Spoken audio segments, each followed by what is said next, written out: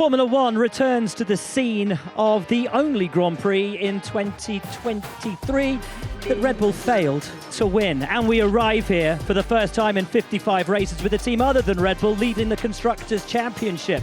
McLaren now lead the way. But will they win here on the streets of Singapore? Welcome to your weekend warm-up. Welcome to the pit lane here in Singapore with me, Will Buxton, with Lawrence Barretto, and we are delighted to welcome back Mr. James Hinchcliffe for every single Grand Prix now and the sprints until the end of the season. Yeah, you're stuck with me. Great to be back. And yeah, you're not getting rid of me for a long time. I think I'm doing more to end the season than you are. Doing more than I am. Yeah. Yes. Half-miler. Part-timer Yeah. For the end of the year. Lawrence, what a brilliant race in Baku. The championship is set up absolutely magnificently as we head into the final flyaways of the season. It feels like the championship's been going that way. We've had race after race after race that's been arguably a thriller, and that one just topped them all off. I think that we had three different teams fighting for the lead in the closing stage of that Grand Prix, that they were so close throughout that race. I think it bodes well coming to a race like you hinted just at, Will. They were so good last year when we had four teams fighting for the lead. So yeah, I'm excited to see what can happen this weekend. This is a notoriously tough track, Hinch, on the drivers. It is brutally physical, no let up, intense heat, at almost 2 hours long as well. This is a true test for the drivers. Yeah, I mean, from a physicality standpoint, it's one of the biggest ones that the drivers train for throughout the offseason. The heat, the humidity, it's tough to overstate how much humidity sucks energy out of a driver when you're in a race car. Add in the fact that it's all walls, very little runoff, no room for error, and the fact that, like you say, it's one of the longest Grand Prix that we run time-wise. It almost goes to that maximum 2-hour length every single year, and there's not a lot of places to rest. Yeah. The straightaways, but all these flat-out kinks in them, and although those are easy to do, quote-unquote easy to do, a flat-out kink still puts a tremendous amount of force on the body. So there's very little time for these drivers to rest. They said the dehydration from the humidity, physicality, curb strikes, those hurt in the car, stiff suspension. This is a tough one. We talk about curb strikes, Lawrence. That was the Achilles heel for Red Bull here last year. They haven't really enjoyed hitting the curbs this year either. Do we expect this to be another bogey weekend for Red Bull? I think they're anticipating a more challenging weekend. It's bumpy around here as well, and the car won't really like that. They have seemed to make a few little gains with a few little updates that they have brought to try and get a better understanding of how this car is performing. But they've got to wait till Austin, essentially, until that upgrade comes to, I think, really expect a step forward in performance. So I do think it's going to be a challenging weekend for these guys, and it's more likely that the McLarens, it's the Ferraris, it's even maybe the Mercedes that might be the ones that are really going to be at the Achilles heel for these teams. Hinch, last year it was a shock, a surprise to see Ferrari winning. It was a shock to see anybody other than Red Bull winning last year, but to see Carlos Sainz take that brilliant victory here last year. This year, it's all changed. This is the new normal. Red Bull are not having things their own way. Ferrari competitive, McLaren competitive, Mercedes competitive. It's great. I mean, this is Formula One at its absolute finest, right? I mean, last year you had a Red Bull that was dominant every other track and still couldn't perform here at the level it needed to win. This year, they have not had that kind of pace for the last 6-7 races. There's no reason to think that they're going to be much better here this weekend. So yes, you look at what McLaren was able to do last weekend. You look at the pace that Ferrari had last weekend, and Mercedes can always, be in the mix as well. So look, 12 months ago, we would do our pre-race predictions, and it was kind of always, all right, well, Max, and then we'd try to figure out the other two. I don't know how you even try to pick a podium these days. It is so up in the air. It's so unpredictable, and that's what makes this part of the season right now just incredible to watch. And we talk about unpredictability. 18 months ago, McLaren were down and out. The slowest team in the sport. They themselves admit that. Now they're leading the Constructors' Championship after, frankly, a magnificent coming-of-age drive for Oscar Piastri in Baku. Let's roll it back 1 week and see just how he did it. The Azerbaijan Grand Prix, Lando Norris 15th on the grid, Verstappen 6th, Leclerc on pole. Piastri could fight for a win. Formula One goes racing on the streets. Charles Leclerc has the lead in the turn number 1. Look at this brawl further back. This is so intense. Norris up 8 places. Going at Max. Lando Norris powering through and taking points out of the championship lead. Yes, Lando. Charles Leclerc feeling the heat once again. Let's see how you do under pressure. It's a dive bomb move. This one's not over yet. Come on, Charles, keep it up. Chop across from Piastri. Now it really is gloves off. Wonderful battling for the win. Leclerc's struggling now. And here comes Perez. It's going to get messy. Leclerc refuses to give it up. Carlos Sainz gets by. Whip! Is she crazy or what? Oscar Piastri wins. Yeah. And what a day for McLaren.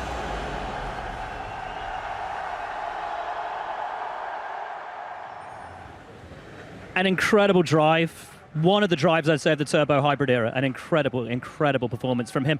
And I got to say, a decent performance from Sergio Perez until it wasn't. Jolyon Palmer on the post-race show, apportioning blame probably 60-40 to Perez in that incident. But, Hinch, up until that point, how much confidence will Checo take out of a weekend like that where he was ahead of Max all the way through? Huge. I think a lot. I mean, result notwithstanding, Checo can be proud of a lot of things that happened this weekend. It's interesting because it seems like he's got his tracks, and when he shows up there, he's got that pep in his step. He's confident from the minute he gets into the car. So it just really seems like if he's going to go somewhere from Thursday, people are telling him and he believes that he can be competitive, he can be competitive. He's been very successful here in the past. I think, again, despite the result, he's coming here feeling relatively good compared to Max. We talked about the deficit the car might have, but compared to Max, I think he's going to be good. Nobody at the moment, though, Lawrence Barretto, is as good or scores points as consistently as does Oscar Piastri. What a drive from him last time. Yeah, it's relentless. I think he's had 2 first place, 2 second place in the last 5 events. He scored more points than anyone in the last 7 events. He's in this rich fame of form, and I think, to be honest, he doesn't realise why or what's clicked. It's probably been little details and stuff. But the way he built that race, the way he picked that moment to overtake Charles, that kind of, and did it so calmly and did it so chilled, it was incredible. But did he have time to celebrate before flying here to Singapore? He was asked earlier today. Oscar, it was a phenomenal victory for you. Have you had time to celebrate properly? No.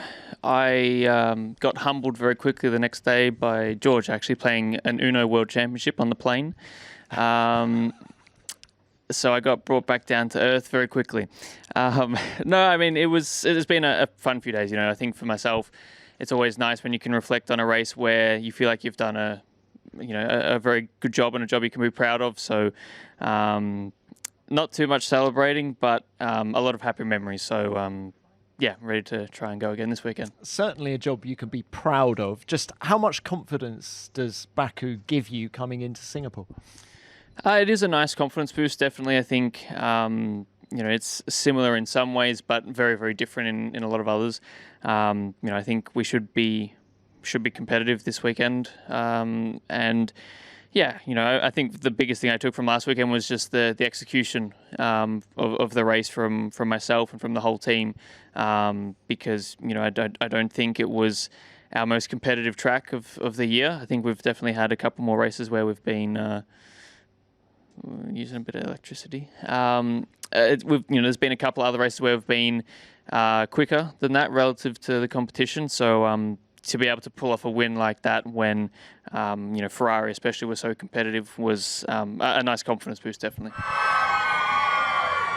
And the McLaren fans out in force down here in the pit lane. What you won't see is James Hinchcliffe has been hyping them up, standing here. It was a magnificent drive from Oscar. I was talking to Mark Webber, his manager, earlier today, and he said that when Oscar made the lunge, took the lead, he was like, great. And then he suddenly realised, oh, God, now I've got to hold Charles Leclerc behind me for 30 laps. He did an astonishing job. And so much of that was down to how he utilised the deployment of the battery. And because that's a long straight, 2K. And Charles never got really more than a sniff for that lead. Look, the pass was super impressive, right? But racing drivers, they pull off impressive passes. What was so good about that drive was the defense afterwards. To keep a guy who we know is super quick around there, sat on the pole behind him for that amount of time.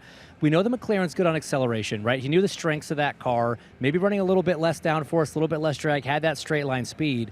He was so precise in how he controlled where he made his lap time and how he took care of those tires. If there was one area of improvement for Piastri in the first half of the season, going back to last year compared to Lando, it was tire management. I don't think we can claim that anymore. He has become such a well-rounded, all-encompassing driver. The way he managed the tires in that second half of the race was incredible.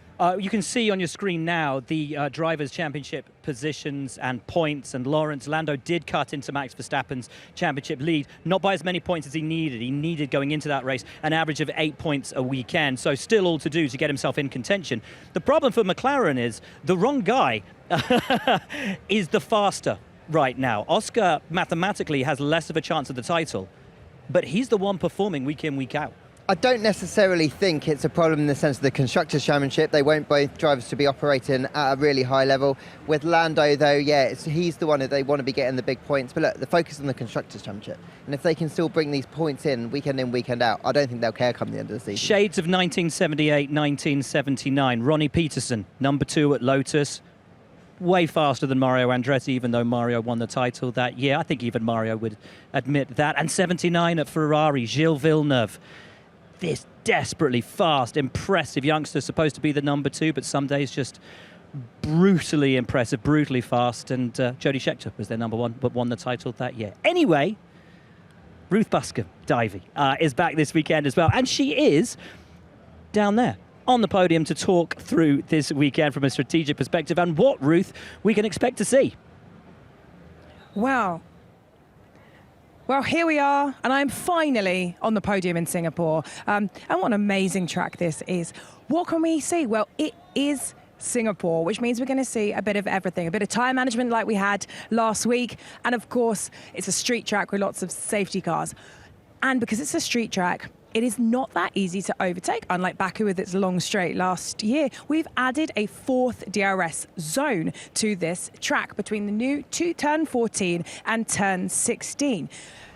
This means we've got 4 DRS zones. We're still expecting the main overtaking spot to be that turn 7 that we saw the majority of the 85 overtakes from last year's race happening. But it's still pretty difficult to overtake. You need a pace advantage or a tyre advantage in order to be able to pass. But we might get a bit more action into that Sector 3 in turn 16.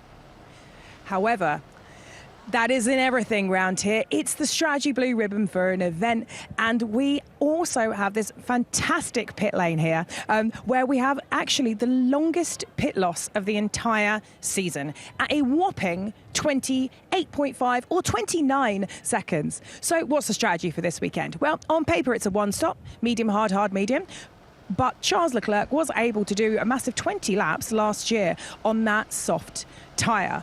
So is the easy one stop? Not so much, because since the last 22 races we've had here, we've had 24 safety cars, and at least one every year here, which means it can change everything. So power of the undercut is huge. If you go early in that pitting window, you gain a significant advantage. But the safety car window is so strong between laps 28 and laps 38, where it typically comes out because the cars are pushing around that pit stop. And that means the safety car can completely throw the strategy round the other way. So who's in the form book's going to be good round here? It's a street track, lots of curbs, which means the RB20, once again, the Red Bull is going to likely not be right at the very top. It is more likely to be a track that suits both the Papaya McLarens and the Ferraris, really strong on the low-speed corners. And it does look like potentially Ferrari have bought another upgrade.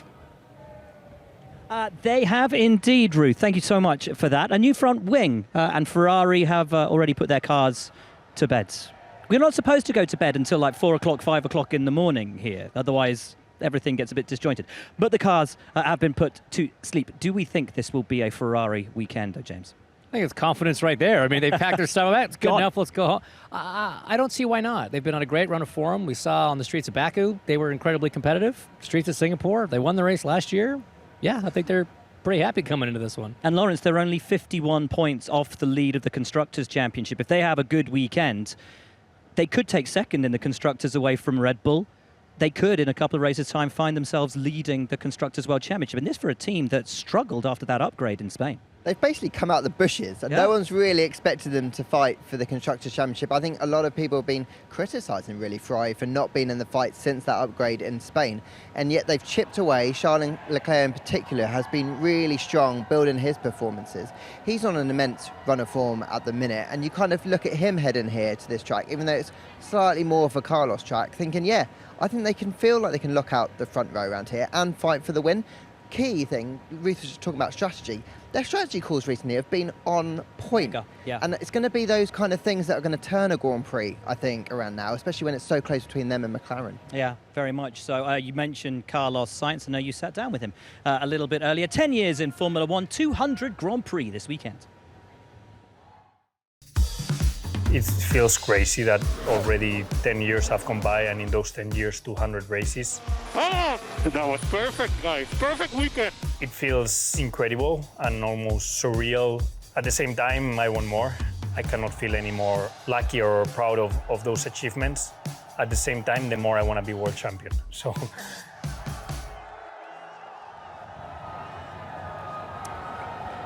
Carlos Sainz, there you can see the full interview in the pre-race show a little bit later this weekend. There we go.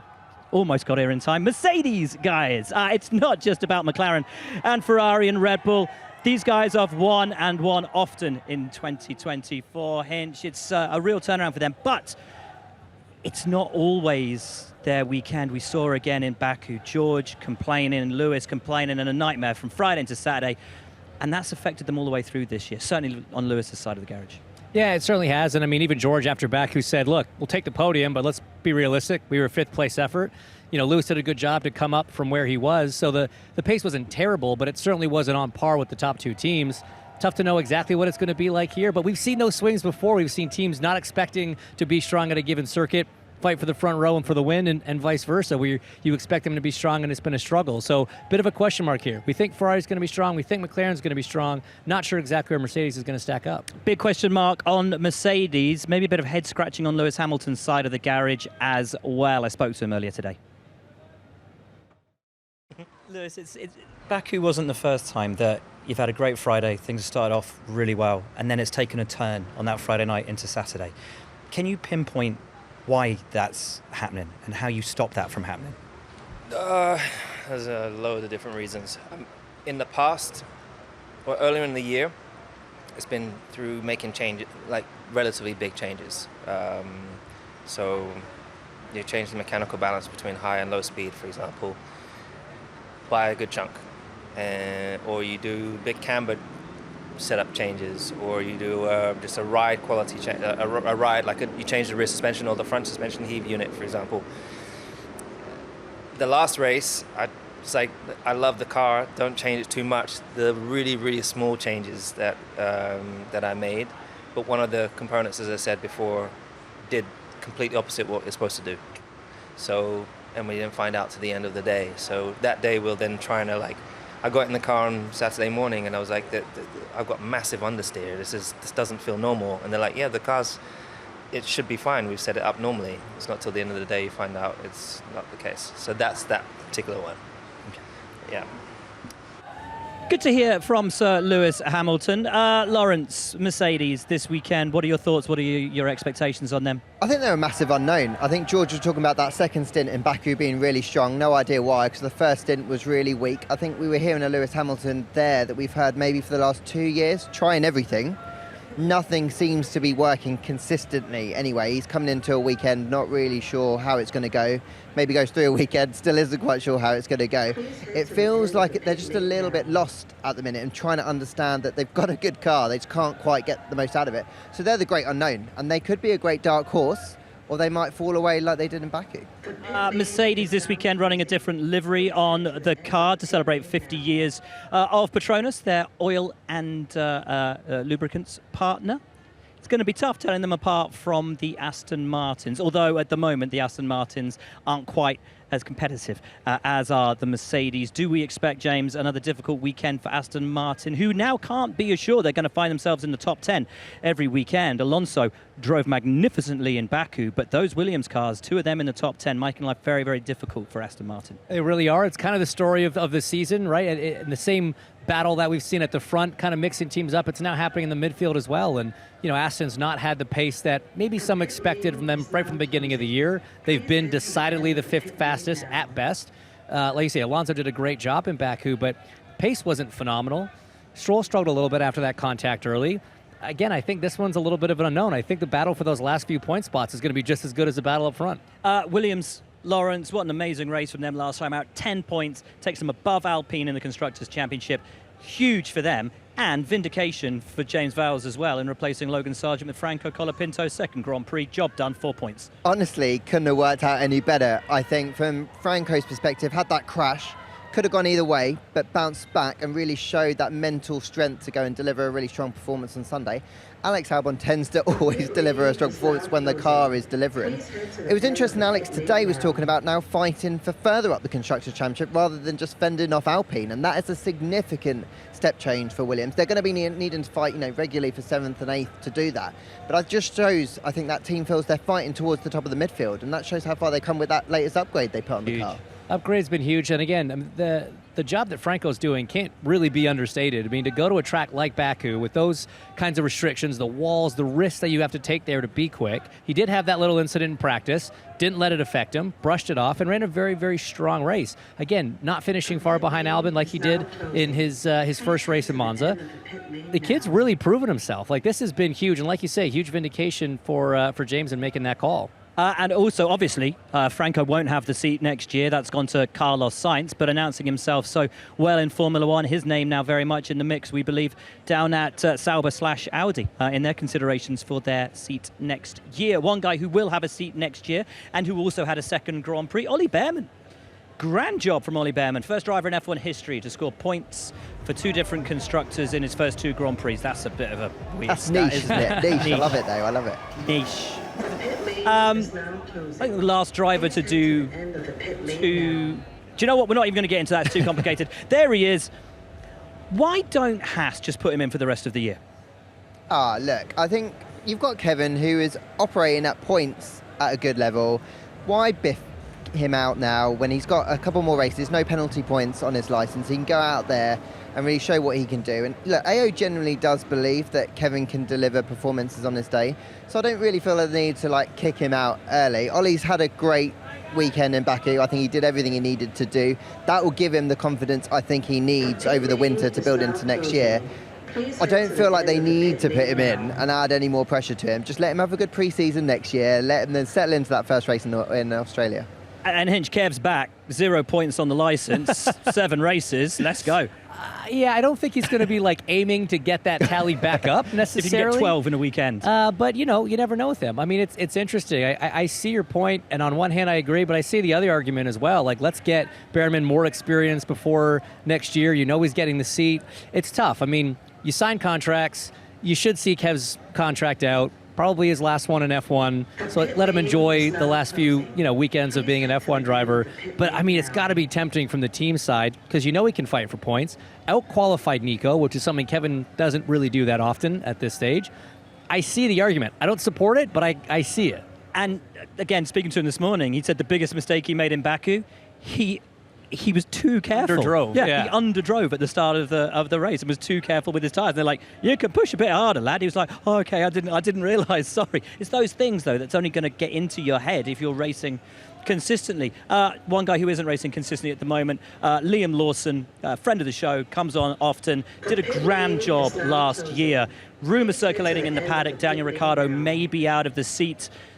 If not this year, then it's looking quite certain for next year. Now, he didn't really say anything when questioned about it today. He couldn't, but he did let us know that ultimately there is a date in his contract at which certain clauses can be activated. That date falls immediately after this weekend, where he says that a decision will be taken on what his future holds. Lawrence, you have your ear to the ground. Do you expect Liam Lawson to be in that seat? And if so, this year or next?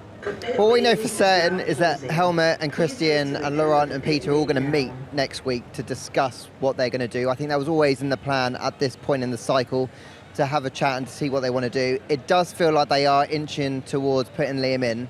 I think the question mark is now just when to bring him in. I think that's why it was so tough on Daniel today when he was facing the media, because even if he knows that he might be in the car for the rest of the year, maybe he knows that it's more than likely he's not going to be in the car next year. So look, they've got some big decisions to make. They've got to work out whether or not it is worth bringing Liam in for these final few races. Kind of like you were saying, Hinch, about giving Behrman some races. Is it worth doing that with Liam? Or is it better to leave Daniel in the car? You know he's good in Austin, you know he's good in Mexico. They're in this tight fight, aren't they, for P6 in the championship? They've got to weigh that up. I think the 2025 decision is something completely separate. James, your team boss, what decision do you make? Oh, don't put me there. I'm a driver. I don't want to have that responsibility. Team boss now. Hinchcliffe Racing. Well, look, I mean, when he stepped in last year, he was immediately fighting for points. Granted, maybe the car was slightly more competitive, so maybe not apples to apples. I'd say it's probably a good chance he's going to be in that car for next year. That's kind of my gut feeling. Oh, man. I don't know. It's hard, isn't it? It's really hard. So hard. Lawrence, team manager, team owner of Barretto Racing Mayhem, BRM. Bring it back. I like that name. I need to trademark it. I reckon I would leave Ricciardo in the car until the end of this year, because I think P6 in the Constructors' Championship, just leave the consistency. He's got some really good tracks coming up, even if he doesn't find it. Then I do think there's an argument to be had for next year where they need to go and decide what they want to do, because if they genuinely believe in Liam Lawson, they've got to put him in the car next year. The good tracks thing is a good point. Yeah. He's got some good tracks coming up, so it's probably better to leave him in. And of course, then there is the final seat in Formula One down there at Sauber/Audi. Bortoletto seemingly in the mix there. They're considering Bottas. They're considering, as we understand it now, Franco Colapinto as well. Maybe even Robert Schwartzman. He came in, didn't he, and did that random free practice session out of absolutely nowhere. We know that Binotto loves a bit of Robert Schwartzman. Porsche, is he in the mix? If he's not, I don't get it. It doesn't make sense, right? He should be in the mix. He absolutely should be in the mix for that seat, Lawrence. It depends whether or not they're going for experience or youth, and I think maybe the only reason he's not so much in the mix is because youth isn't really high up on their agenda, and I think they're going to go for experience, and that's why I think Bottas is such a favourite to retain that seat. For sure. But if it's not Valtteri, right, they're considering young guys. They're considering Colapinto. They've got a long list actually of young drivers. I'm not saying that Teo isn't on that. I think, but I guess your point is, why isn't he at the top of that list? Absolutely, he's been their reserve for such a long time. And you look at how the young drivers that have been thrown in, the rookies that have been thrown in recently, whether it's Liam last year, Ollie this year, Franco, they've all performed. So if anything, it should give a team confidence that champions coming out of F2 have what it takes. Fully agree. And not even champions. Ollie's having a shocking season. Well, and steps into F1, gets the job done. Right. But that Sauber is such a difficult car to drive. Isn't that such a tough thing for a rookie to step into? Different for Ollie into that Haas that's scoring points. Different when he was in the Ferrari. Different for Colapinto, he's in the Williams. It's a tough one, I think, to put a rookie in that Sauber. Valtteri Bottas, we've mentioned him, was the topic of discussion, part of the topic of discussion on the new Cool Down Room show, which you can catch on F1 TV now. Do watch it. It's very, very fun. Ultimately, there was a big debate about who had the best moustache in F1 history. Nigel Mansell? Absolutely, Nigel Mansell. All wrong. Harold Ertl had the greatest moustache in F1 history. F1 Fantasy. Thanks, Checo. I took out Lando. I put you in my team. It was all looking good until 2 laps to go. Not impressed. Hinch, have you even touched your fantasy team since the start of the year? Are you on like negative points now? No, I said it, and then I forgot about it. Right. And I thought it was kind of one of those things you just had for the whole year. I didn't realize it was a updated every week sort of program. So I think Spa went well for me because I've got a bunch of Mercedes on my team. I mean, that is exactly what someone who is losing would say, right? You know, I forgot about it. If you want to look back. Moonlighting. There you go. That's because you were about to get all smug about how well you were doing in F1 Fantasy. Right. F1 Academy is back this weekend on the streets of Singapore. And, folks, you can obviously catch it here on F1 TV. And you will want to, because Laura Winter is making her commentary debut. Excited for that. It's been a great season so far. Let's take a little look at how things have shaped up coming here into Singapore. The results just keep coming for Abby Pulling. She's putting her stamp on this championship. Abby Pulling takes her 5th win of this season. The team and I, we have the speed. taking that forward throughout the season, it gives us a lot of confidence. Keep your eyes on Dorian Pan. And if Pan can turn the tide, I think we may see a different personality come from Abby Pulling. Great racing all the way through the field. Chloe Chambers crosses the finish line first. Thank you guys. We still have 3 rounds to go. I'm really looking forward to racing in Singapore. Driving into the footlights, Abu Dhabi, my home track. There is still plenty to play for.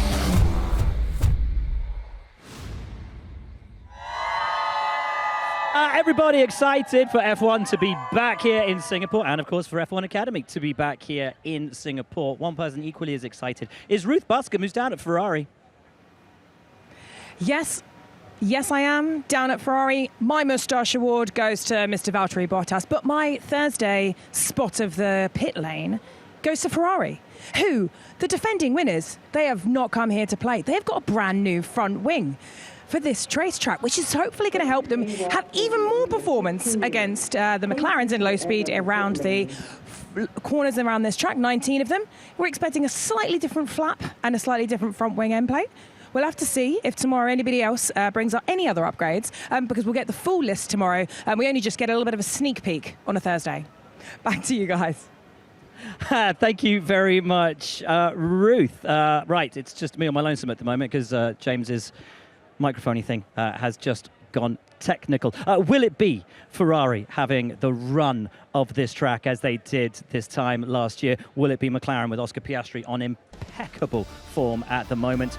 We're about to find out over the course of this weekend, and here's where you can catch everything here on F1 TV. Practice 1 at 5:15 local time, practice 2 at 8:45, then moving into Saturday practice at 5:15, your pre-quali show at 8:30, and the Grand Prix itself 7 p.m. for your pre-race show, all times local Singapore time.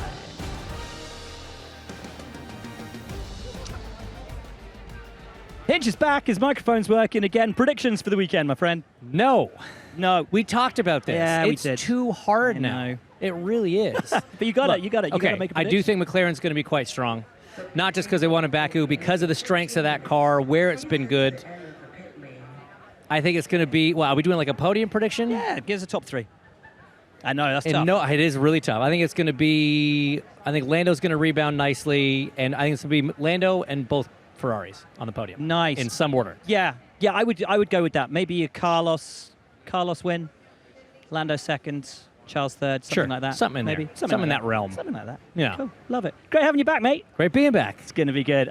This is always such a thrilling Grand Prix. We're looking forward to the weekend. Be sure to catch it all here on F1 TV. But from James, from Lawrence, from Ruth, from me, that is your lot. We'll see you tomorrow. Welcome to Marina Bay. This is Singapore. It is going to be some contest. And the Singapore Grand Prix is go! Russell gets past Verstappen. Racing under the lights. It's so intense. George Russell into the wall and out on the last lap. Carlos Sainz, the winner of the Singapore Grand Prix.